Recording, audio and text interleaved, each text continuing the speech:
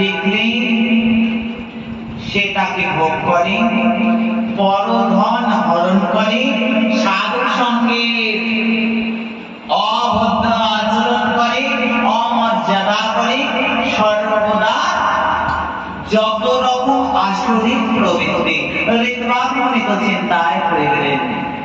হায় হায়, লোকে কি বলবে? যদি কুপুত্র হয় সে তো পুত্রের দায় নয়, সেই পুত্রের নামে নামে তো পিতা মাতার নাম। সুপুত্র হলে আলোয় ওঠে, কুপুত্র হলে ধুলায় আসে।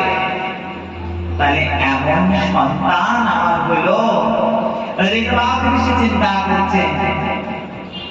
এমতো অবস্থায় তিনি তার গুরু গর্গাচার্যের কাছে গেছেন। গর্গাচার্যকে গিয়ে আদি বৃত্তান্ত সমস্ত বলছেন যে ঋষিবর, আমি বড় সংকটে, আমি বড় বিপদে, আমার পরিবারে শান্তি নাই।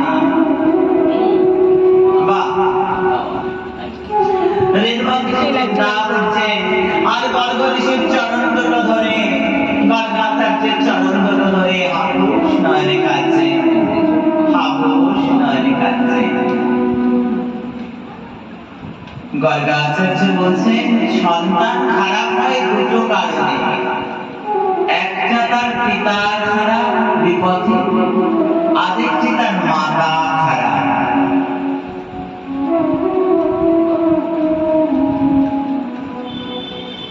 ঋতবাগ ঋষি বলছেন আমি আমার গ্যারান্টি দিয়ে বলতে পারি, আমি কখনো অধর্ম করি না।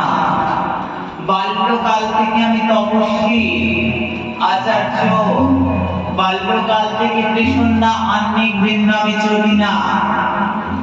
শুধু আমি নয়, আমার প্রিয়তমা স্ত্রীর গ্যারান্টিও আমি দিচ্ছি।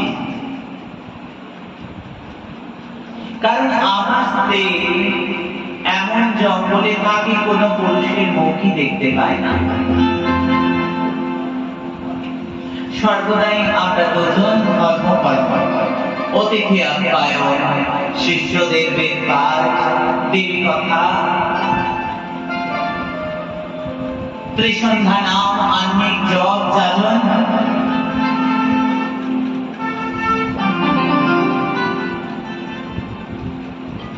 গর্গাচার্য শুধু ঋষি ছিলেন না, গর্গাচার্য জ্যোতিষী ছিলেন। হ্যাঁ, এটা একটা বড় কথা। জ্যোতিষ শাস্ত্র কবে থেকে চলছে দেখো।